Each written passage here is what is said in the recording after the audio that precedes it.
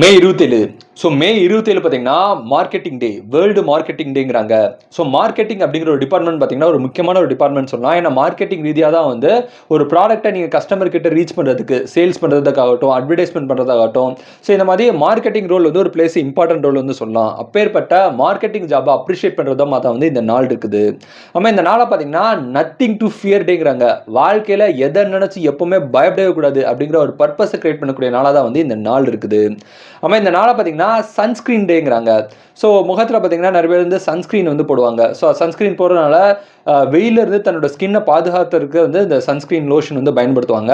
So இந்த sunscreen நம்ம பயன்படுத்தி உங்கள் ஸ்கின்னை பாதுகாப்பாக மெயின்டைன் பண்ணணும் அப்படிங்கிற பர்பஸில் பார்த்தீங்கன்னா இந்த நாள் வந்து செலிப்ரேட் பண்ணுறாங்க.